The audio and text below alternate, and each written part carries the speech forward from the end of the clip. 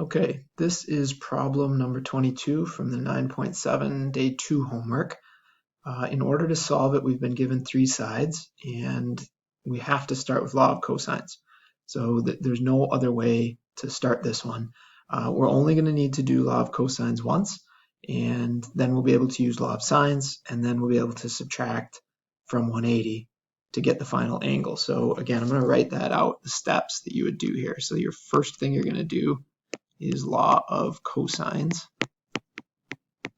Second thing you're going to do is law of sines. Not because law of cosines wouldn't work, but because law of sines is just faster. And it's a bit cleaner of a process. And then three, once you've got two angles, so 1 and 2 will get us two of the angles, then you're just going to subtract from 180. And that will get you the third angle. You can use law of cosines 3 times in a row. You could use law of sines twice for steps 2 and 3. Really, you can use any mix, and you should always get the same answers. However, you have to start with law of cosines. So that's the one thing that has to happen for sure within the problem. And what I've diagrammed out here are just the quickest way to go through this, or the most efficient way through. Tricky part here is with law of cosines, they're not telling you which angle you have to start with. In fact, you can choose what angle you start with. So you get to pick. It does not matter which one. I'll start with angle B. So we'll just go get angle B. I could start with A, I could start with C. My guess is, just because we're all kind of programmed to start at A in the alphabet, that a lot of students might start at A, but I'm just going to pick a different one to show it doesn't matter. It works no matter what we pick. So let's see. Let's do law of cosines. So we'd say the cosine, or no, I'm sorry.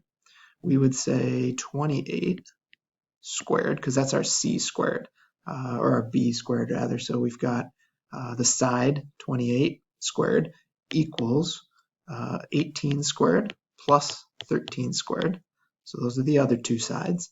Minus, so it's B squared equals A squared plus C squared minus 2 times 18 times 13 times the cosine of B. And that's our equation for law of cosines.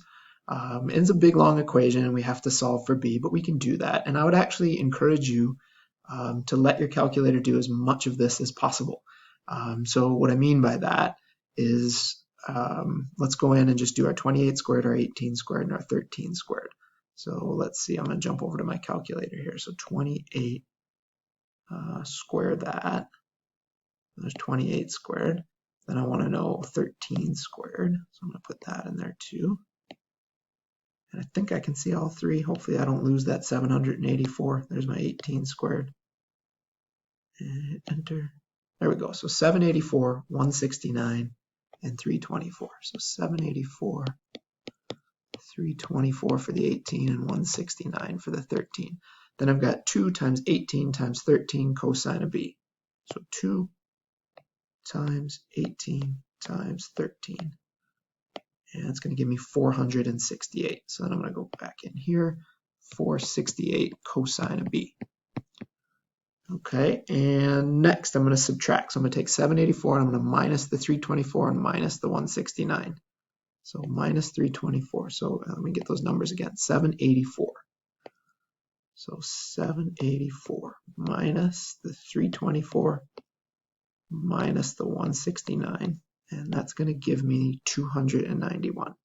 So I've subtracted those away. There's my 291 equals negative 468 cosine of B.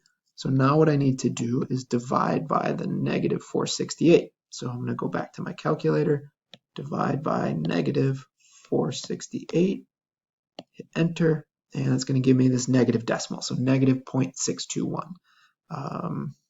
So negative 0.621 is cosine of B. And then to get B all by itself, I need to use the inverse. So I'm going to do inverse cosine of this negative 0.621, and that's going to get me angle B.